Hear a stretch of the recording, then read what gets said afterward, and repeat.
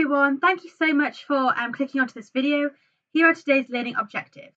So we're going to be looking at the reactions of ions in aqueous solution. So in aqueous solution, the following metal aqua ions are formed. We have the 2+ ions and also 3+ ions. So we're going to be looking at lots of examples of those. And then we're going to be looking at why the acidity is greater when the charge of the ion is bigger. And we're going to see how some metal hydroxides show amphoteric character by dissolving both acids and bases. So by the end, we should be able to explain in terms of the charge-size ratio of the metal ion why the acidity of M3+ is greater than that of M2+ hydroxide. And then we're going to describe and explain the simple test tube reactions of M2+ ions and also M3+ ions with the bases OH-, ammonia and carbonates. And then we're going to look at a required practical, which is to carry out simple test tube reactions to identify transition metal ions in aqueous solution. Now I'm going to introduce metal aqua ions.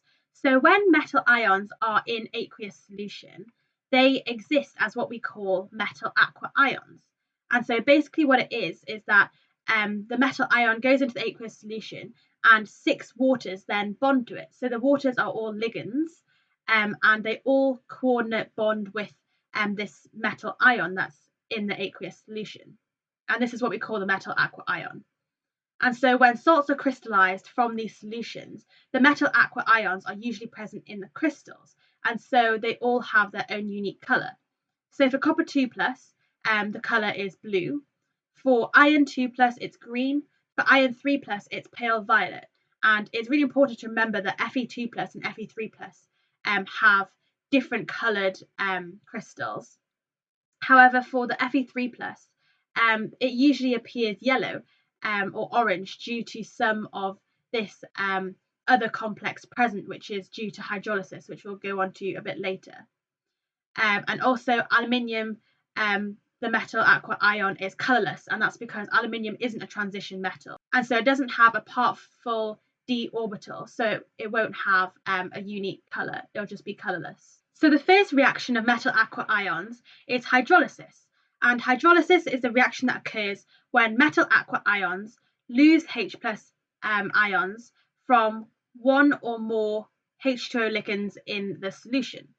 And so, for example, if we're going to look at the hydrolysis of 2+ aqua ions, so if we have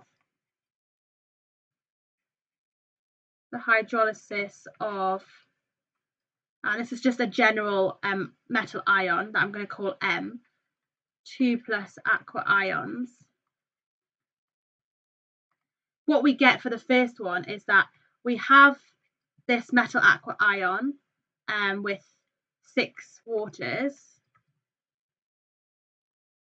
and so this aqua ion will have a charge of 2+ because all the waters are neutral. And so then what happens is it's in equilibrium and it loses a H+.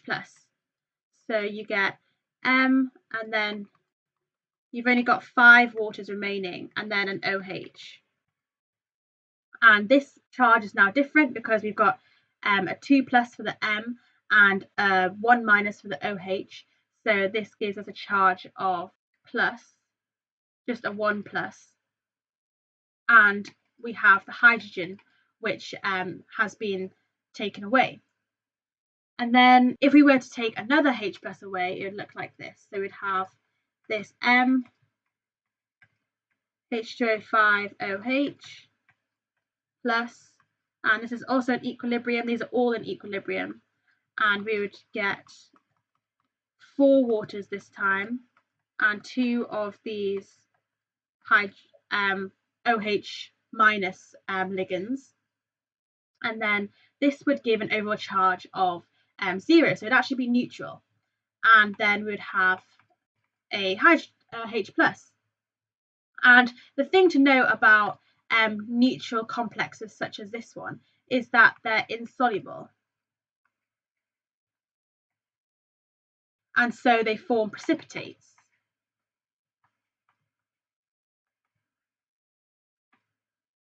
And these are known as metal hydroxides. So this would be a metal 2 hydroxide, which is also written as MOH2. So to keep on hydrolyzing the M2 plus aqua ions, we would just keep on going in the same pattern that we're going now. So then the next thing that we would do would be to take away another H plus. So we'd have M with the 5 waters as ligands and 2 OH minus ligands, and then this would be in equilibrium with M now bonded with 4 waters and 3 of these OH minus ligands, and so now the charge is minus, and then you'd have that that H plus ion that you've just taken out. And so it continues like this until you get to the last step, where you have M with 1 water and 5 OHs, and so this would be a charge of 3 minus, and this would be in equilibrium with M with now 6 of these OH minus ligands, and so this would now be a charge of 4 minus, and then the H plus ion that you've removed.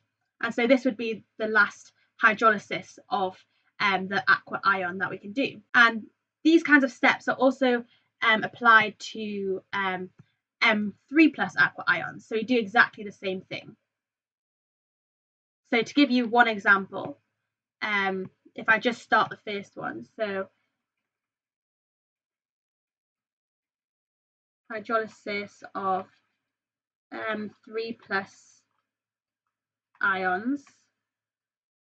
So you'd have M and then 6 waters, and this time you'd have a 3 plus charge, and this would be in equilibrium with M and H2O, but 5 this time, and 1 OH minus ligand, because you've taken a H plus off one of those waters.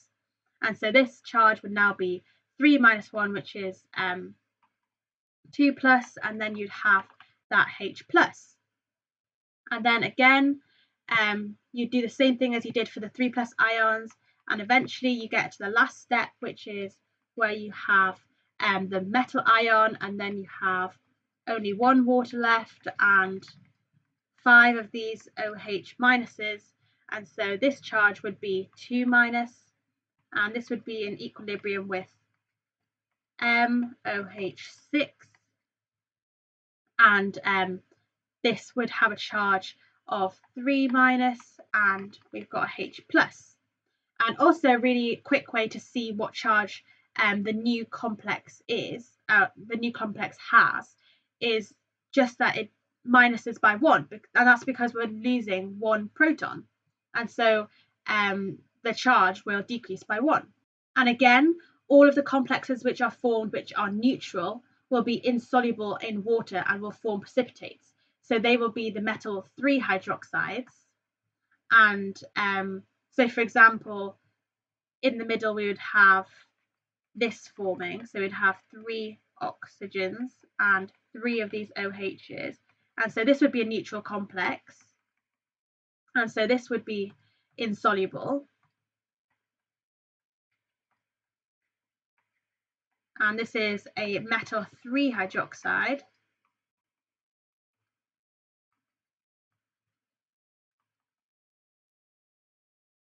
and we call this MOH3, just the general metal. So an application of hydrolysis of metal aqua ions is that in water, the main species present is this metal aqua ion with an N plus charge, but some hydrolysis will still happen, and so this makes the solution slightly acidic. And this is because the hydrolysis will release the H plus. So for example, if we started off with this metal aqua ion, then this would be in equilibrium with this complex. So you'd have the MH2O, but you'd only have 5 of those, and you'd have 1 OH, And the charge for this would then be n-1 because you'd have the n plus from the M, and then the OH provides a -1, and so we'd have n-1, and then we would release a H plus, and this is what makes the solution acidic. And so also in general, the higher the charge on the metal in the metal aqua ion, the more acidic the solution. So the higher the charge on the metal, the more acidic the solution. And this is because the OH bond in a water ligand must break by pulling the electrons into the O to lose a H plus. So if the charge on the metal ion is larger, or if the metal is smaller, that means that the pull on those electrons away from the hydrogen is a lot stronger. And so the OH bond breaks more easily, and therefore more H plus ions can be removed, which makes the solution acidic. So if we have a look at a kind of example, so if we had the metal, and then we had the oxygen bonded with the two hydrogens, so that would be a H2O, and then we would have another oxygen here, also with two hydrogens, and then another oxygen here with two hydrogens,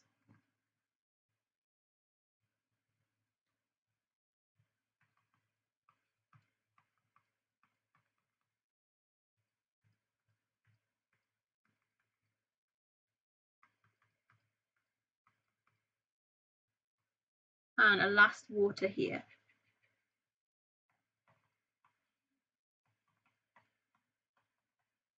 So if we zoom in on one of these water ligands, so this has an N plus charge. So say we zoom in on this water ligand. So what happens is that because this is a covalent bond is equal to a pair of electrons. So there is a pair of electrons being shared between the oxygen and the hydrogen because they're both non-metals. So there's a pair of electrons shared. And so in order to lose this hydrogen as a H plus, we need this pair of electrons to go towards the oxygen. And so that means that if this metal ion has a really large charge, that means that the oxygens in this covalent bond will be much more attracted to the central ion. So hopefully the electrons would go in this general direction. So they'd be more attracted to the oxygen. And so the covalent bond would break, and then we would get a hydrogen, H plus ion, coming out. And so if this covalent bond did break, then we would get the H plus ion removed. And so this gives us an acidic solution, because if we think back to our pH formula, we have pH equals minus log to the base 10 of the concentration of H plus ions. So if the concentration of H plus ions is very, very large, then that means that the pH is very small, and so it gives us an acidic pH. So now I'm going to look at metal aqua ion reactions with sodium hydroxide. So we're first going to look at 2 plus metal aqua ions and then 3 plus. So firstly, we're going to look at ion 2 plus. When we add sodium hydroxide to it, it turns from a green solution to a green precipitate. And this happens because we add 2 hydroxides, and so the hydroxides take away 2 H pluses from 2 of the water ligands from this FeH2O6 2 plus. And so hydrolysis occurs. So all of these are hydrolysis reactions, because the OH minuses are taking 2 H pluses from 2 of the waters. And so a green precipitate is formed. A precipitate is formed because the aqua ion, because the species that is formed, the complex, is neutral. It doesn't have a charge, and so that's why it's not dissolved in solution. When we add excess sodium hydroxide, there is no visible reaction. And now looking at copper 2 plus, when we add sodium hydroxide, the same kind of reaction happens. So we have a blue solution, which is the copper 2 plus metal aqua ion. And if we add 2 hydroxides to it, 2 of the H pluses will be taken away by hydrolysis. So a blue precipitate forms, which is a neutral complex, and the 2 waters are formed. And if you ever forget how many hydroxides you're reacting the aqua ion with, you can always think about this complex which is formed, because the complex which is formed has to be neutral. And so because we know that copper has a charge of 2 plus and OH has a charge of minus, you just need to work out how many OHs you need to balance out the coppers. So in this case we need 2, so that's why we add 2 OH minuses. And again, if you add excess sodium hydroxide, there is no visible reaction. Another thing to note is that this complex which is formed is also known as copper 2 hydroxide. So copper 2 hydroxide. And then now looking at the third reaction. Now we're using Fe3 plus metal aqua ion. So when we add sodium hydroxide, it reacts with 3 OH minus ions to form a brown precipitate from an orange solution. And again, everything applies. So there's a precipitate forming because it's a neutral complex that forms. It's a hydrolysis reaction again. This time we're removing 3 H plus ions, and everything that we learnt for the 2 pluses can be applied here.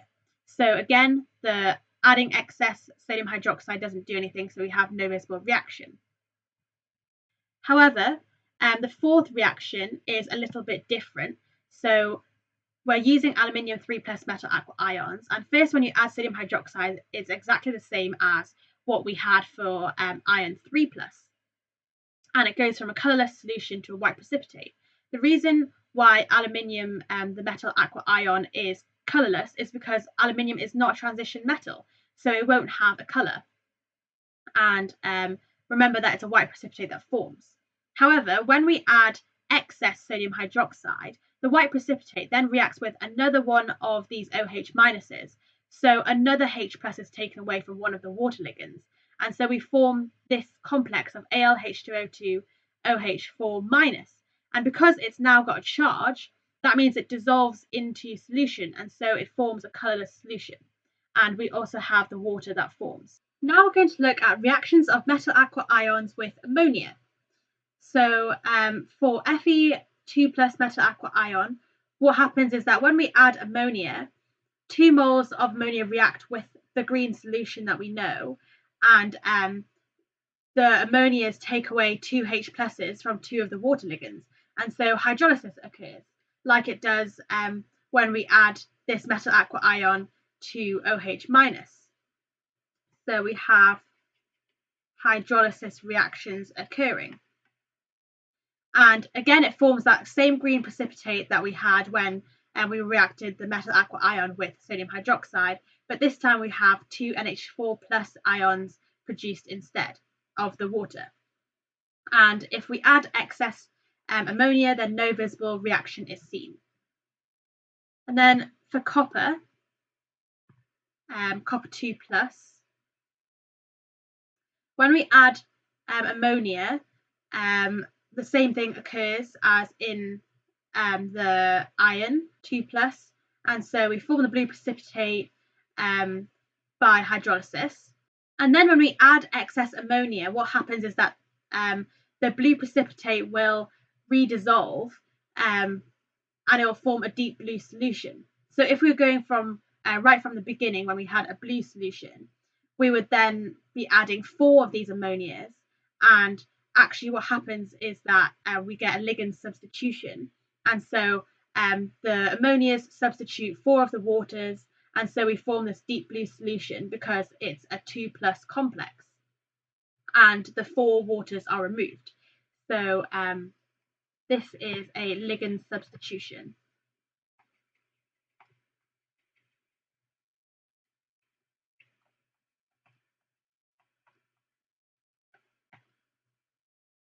Moving on to Fe3+, when we add ammonia, again we react it with 3 ammonias, and it removes 3 of the H pluses from 3 of the water ligands, and so again we form the brown precipitate from the orange solution and 3 NH4 plus ions.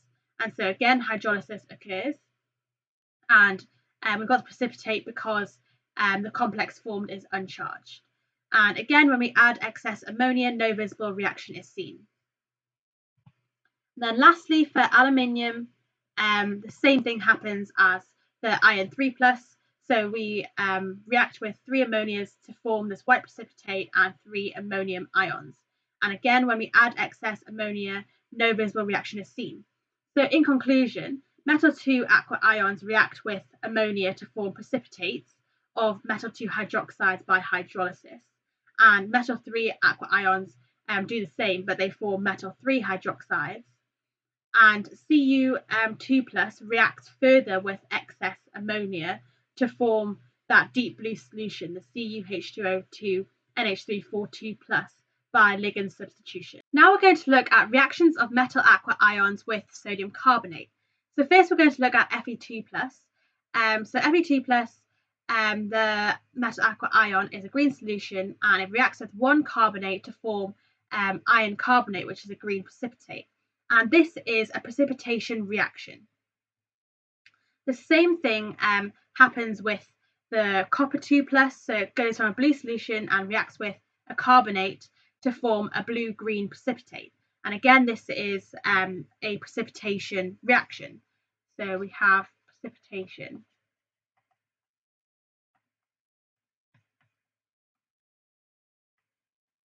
And then for reaction 3, for the Fe3+, what we have is an acid-base reaction. So we have the iron 3+ metal aqua ion acting as the acid and the carbonate acting as the base. And this forms a brown precipitate and water and carbon dioxide. And the carbon dioxide is what you see as bubbles. So what's happening is that because the charge of the iron is quite high, it's high enough so that the solution is acidic. And so it acts as an acid when it reacts with the carbonate in an acid-base reaction by hydrolysis. So what happens is that the H+, 3 of the H+ ions are removed from 3 of the water ligands attached to the iron. And so that's how we produce the carbon dioxide and the water. And the same thing occurs in the aluminium 3+, so it does the same thing as the iron. So a white precipitate is formed from a colourless solution by an acid-base reaction by hydrolysis. So 3 of the H+ are removed from 3 of the water ligands, which are attached to aluminium to form water and carbon dioxide. Now we're going to look at acid-base reactions of metal hydroxide precipitates. So all of the metal hydroxide precipitates that we've looked at before react with an excess of acid, but not with an excess of alkali. And this is except aluminium hydroxide. And so because they react with this excess of acid, but not alkali, we call them basic hydroxides. Aluminium hydroxide is the exception, and it's because it's an amphoteric hydroxide. And what this means is that it reacts with both acids and bases. So now we're going to have a quick look at all the equations. So for the green precipitate of iron, when we add some acid to it, so 2 H pluses, we reform the green solution that it was made out of. So we reform the Fe2+ metal aqua ion. And this is due to adding the 2 H pluses to the OH minus ligands, so they reform water ligands. And this is the same for the copper and the blue precipitate to the blue solution. And then looking at the brown precipitate, this time we need to add 3 H pluses so that we can replace 3 of the H pluses of the waters. And so the violet solution reforms. And then for aluminium, the white precipitate, the same thing happens as for the brown precipitate. And then lastly, looking at the last equation, we have aluminium, which is the white precipitate, which is reacting with an OH minus. So this time we're reacting it with a base, and we form AlOH4 minus. So because it's charged, it's a solution. So it's a colourless solution, and we have the 3 waters. Now we're going to look at the reactions of metal aqua ions with concentrated HCl. So what the concentrated HCl does is that it provides Cl minus ions. And so these are basically the reactions with Cl minus ions. So first we have the green solution of Fe2 plus the metal aqua ion. And when we react it with 4 Cl minuses, what happens is the Cl minus substitute all the waters. And so all of these reactions are actually ligand substitutions.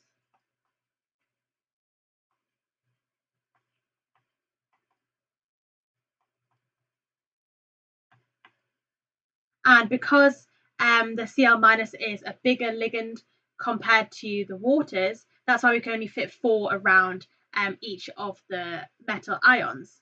And then secondly, the same reaction occurs for the blue solution of the copper 2 plus aqua ion. And so the Cl minuses substitute all the water ligands to form CuCl4 minus, which is a green solution. And then we have the orange solution of iron 3 plus, and again this reacts with 4 chlorides to form FeCl4, but this time the charge is just 1 minus, and that's because the ions are +3, and each of the chlorides are +1. So we have an overall charge of -1, and also the 6 waters which have come out. And then it's the same for aluminium. So the aluminium aqua ion, the 3 plus aqua ion, reacts with 4 chloride ions to form AlCl4 by a ligand substitution reaction. And so the 6 waters are taken out. Now we're going to look at our required practical. So it's the test tube reactions to identify transition metal ions in aqueous solutions. So this is the overall method. And we have 3 separate experiments. So the first experiment is to place 10 drops of solution in a test tube, and then you add some sodium hydroxide solution dropwise while shaking gently and record any observations. And then you continue adding sodium hydroxide until it is in excess and record any observations that you have. For experiment 2, we do a similar thing. So we place 10 drops of solution in a test tube, but this time we add ammonia solution, and we add that dropwise until something happens and we record the observations, and then we continue adding ammonia until it is in excess and record any observations. For experiment 3, we place about 10 drops of sodium carbonate solution into a test tube and add 10 drops of solution to that and shake the mixture gently and record any observations. So after that, you should get a results table that looks kind of like this.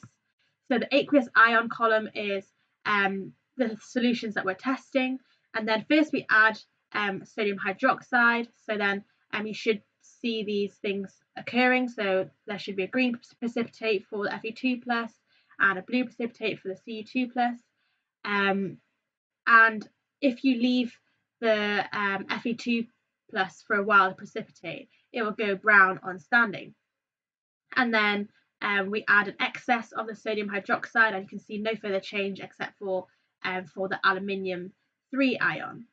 And then the second experiment is the action of ammonia, and then the action of an excess of ammonia. So you can see that with an excess of ammonia, only the copper 2 plus have a new complex form. And then for the last experiment, we're looking at the action of sodium carbonate. So we should see all of these precipitates being formed, and for iron 3 plus and aluminium 3 plus, carbon dioxide gas should be evolved as well. So now we're going to look at some questions. For each of the following reactions, write observations and equations for what happens. So for A, addition of ammonia solution dropwise and then in excess to a solution of aluminium nitrate. And so what we do is we remember that aluminium forms 3 plus ions. So the metal aqua ion would look like this. And then we're adding some ammonia to it.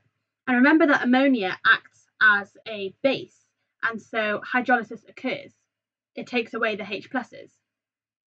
So that means we need 3 ammonias and this will form Al H2O3 OH3, and this is a precipitate, and then we have the 3 NH4 pluses which are formed.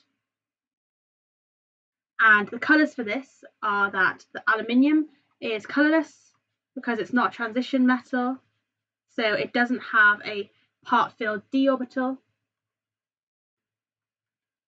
And then the precipitate is white.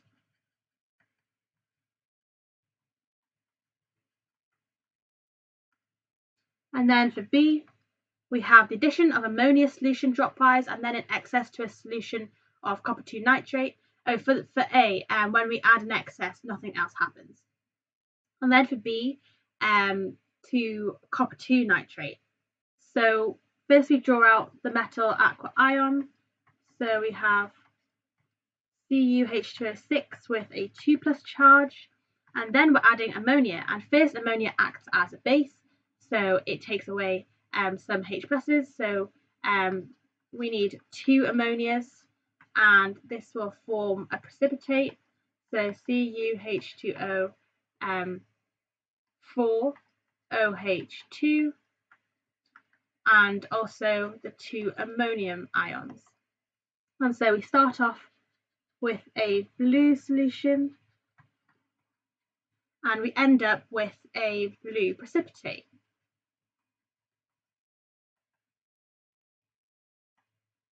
And when we add an excess, remember that this blue precipitate then redissolves. So what happens is that if we have the blue precipitate here,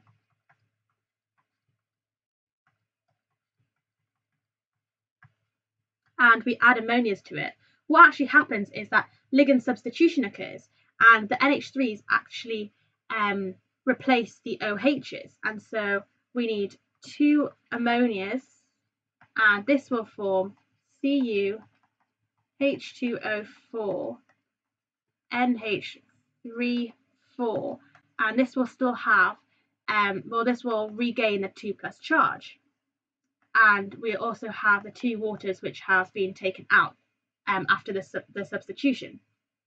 So we start off with this blue precipitate,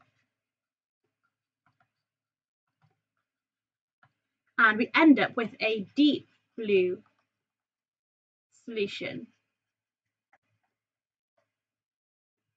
And when I explained this, I looked at the equation going straight from the starting initial blue solution to the deep blue solution. But this is what the equation would be like if you just asked the equation from the blue precipitate. And then for C, the addition of sodium hydroxide solution dropwise and then in excess to a solution of iron 2 sulfate. So again, the first thing we do is write out the metal aqua ion for iron 2 sulfate, which is FeH2O6, 2 plus. It's a 2 plus because it's indicated to us because they've put a 2 for the oxidation number of iron. And then we're adding sodium hydroxide. So when we add sodium hydroxide, so what happens is that hydrolysis occurs. So OH minuses take away H pluses from some of the water ligands to form a precipitate. And so that means that we need 2 OH minus ions because we need to take away 2 H pluses to make the charge neutral. And so this forms Fe H2O4 OH2, and that's neutral, and then we also have 2 waters which are formed. And so the observations for this are that we start off with a green solution because Fe2 plus is always green, and then we end up with a green precipitate.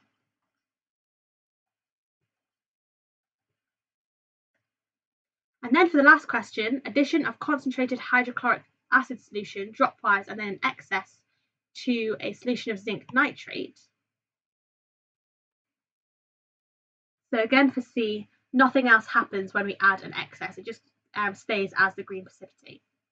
And so we haven't actually looked at zinc nitrate, but we can kind of have a guess as to what happens from how it's a 2 plus ion, and we know what happens to 2 plus ions when we add sodium carbonate.